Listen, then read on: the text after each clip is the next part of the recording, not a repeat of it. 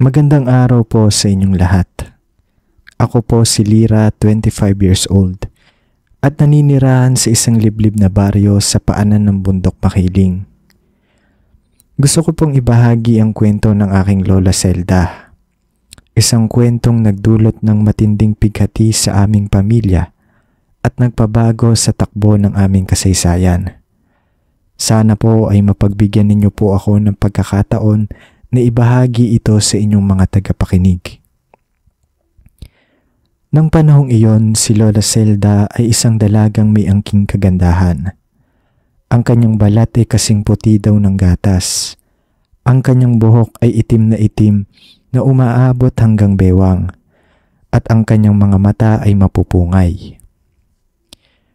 Marami ang nanliligaw sa kanya, mga binatang mula sa aming baryo at maging sa karatig bayan. Ngunit ni isa sa kanila ay hindi niya sinagot.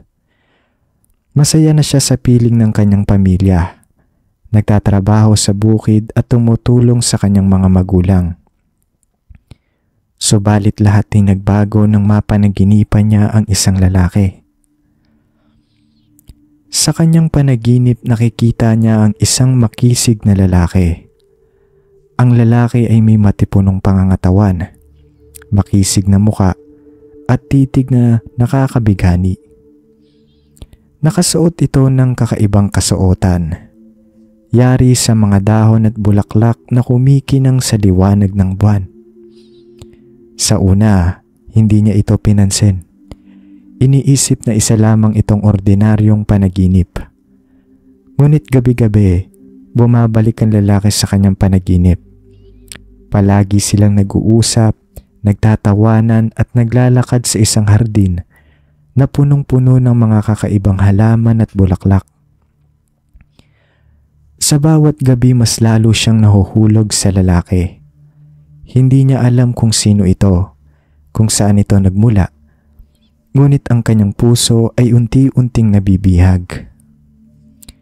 Ang lalaki ay mabait, maalalahanin at nakikinig sa lahat ng kanyang mga kwento at problema.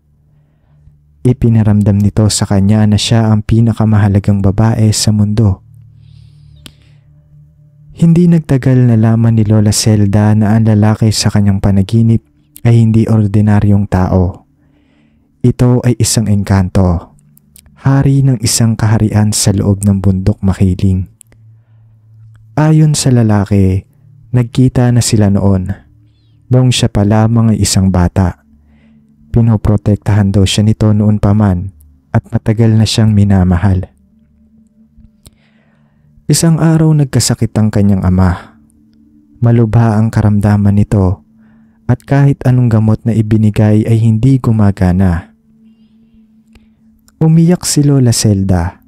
Nagdarasal sa Diyos na sana ay gumaling ang kanyang ama. Sa kanyang panaginip muling nagpakita ang engkanto. Sinabi nito na kaya niyang pagalingin ang kanyang ama, ngunit mayroon siyang kapalit na hinihingi. Kailangan daw niyang pumayag na maging asawa nito at sumama sa kanyang kaharian. Nahirapan si Lola Zelda sa kanyang desisyon. Mahal niya ang kanyang ama, ngunit ayaw niyang iwan ang kanyang pamilya at ang baryo nila. Ngunit sa huli, nanaig ang kanyang pagmamahal sa kanyang ama. Pumayag siya sa alok ng engkanto. Kinabukasan gumising ang kanyang tatay na malakas at masigla. Tila walang nangyari. Nagpasalamat si Lola Zelda sa Diyos, ngunit alam niya na may kapalit ang kanyang kaligayahan. Simula noon, naging madalas ang pagdalaw ng engkanto sa kanyang panaginip.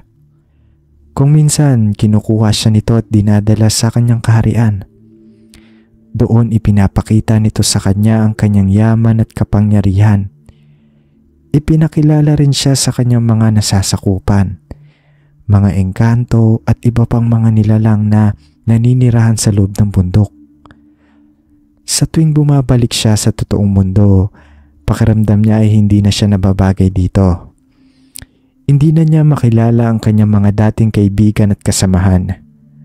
Ang kanyang isip at puso ay nasa ibang lugar na. Isang araw napansin niya na may nagbabago sa kanyang katawan. Madalas siyang nahihilo, nasusuka at nagugutom. Lumaki rin ang kanyang tiyan. Nagulat siya nang malaman na siya ay nagdadalang tao. Hindi niya alam kung paano niya sasabihin sa kanyang pamilya ang kanyang kalagayan. Alam niya na hindi nila siya maiintindihan. Paano niya ipapaliwanag na ang ama ng kanyang dinadala ay isang engkanto? Lumipas ang mga buwan at lalong lumaki ang kanyang tiyan. Nagsimula nang manghinala ang kanyang mga kapitbahay. Nagbubulungan sila sa tuwing dumadaan siya. Tinatawag siyang masama, malandi at walang hiya. Hindi niya matagalan ang paninirang puri ng mga tao. Pakiramdam niya ay mag-isa na lamang siya sa mundo. Wala siyang mapagsabihan, walang makakaunawa sa kanya. Sa kanyang panaginip nagpakita muli ang engkanto. Sinabi nito na malapit na raw silang magsama. Kailangan na raw niyang ihanda ang kanyang sarili para sa kanilang bagong buhay. Sinabi rin nito na ang kanyang dinadala ay magiging isang malakas at makapangyarihang nilalang, isang tagapagmana ng kanyang kaharian. Ngunit hindi natuwa si Lola sa kanyang narinig. Natakot siya. Natakot siya sa kung ano ang magiging kinabukasan ng kanyang anak. Natakot siya sa kapangyarihan ng engkanto. Ayaw niyang maging kasangkapan lamang niya ito sa kanyang mga plano. Nalaman niya na ginagamit lamang siya ng engkanto.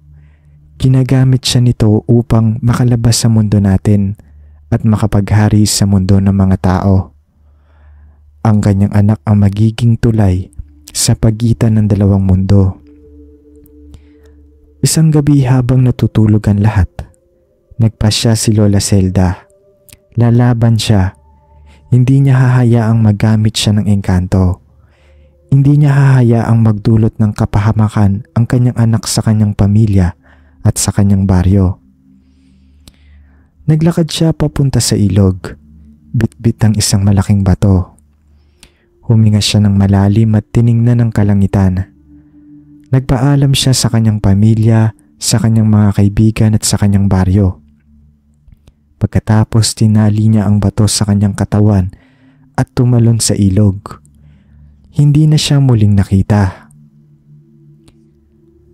Kinabukasan natagpuan ang kanyang katawan sa may dalampasigan. Malungkot ang lahat. Hindi nila maintindihan kung bakit niya nagawa yon. Ngunit ako bilang kanyang apo, alam ko ang totoo. Alam ko kung bakit nagpakamatay si Lola Zelda. Nagpakamatay siya para iligtas ang aming pamilya, ang aming baryo at ang ating mundo. Matapos ang pangyayari, nagbago ang aming buhay. Ang bundok Makiling ay naging isang lugar na kinakatakutan. Hindi na kami naglalakas loob na pumunta doon. Naniniwala kami na doon naninirahan ng engkanto. Naghihintay ng pagkakataon upang makipagganti. Ang kwento ng aking Lola Zelda ay isang babala. Isang babala na hindi dapat pagkatiwalaan ng mga nilalang na hindi natin kilala. Isang babala na hindi dapat makipag-usap sa mga engkanto dahil ang kanilang mga pangako ay may kapalit at ang kapalit na yon ay maaaring ang ating buhay. Hanggang ngayon hindi pa rin ako mapalagay. Pakiramdam ko hindi pa tapos ang lahat.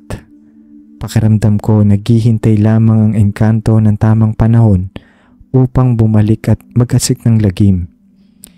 Kaya naman nagpasya akong ibahagi ang kwentong ito sa inyo.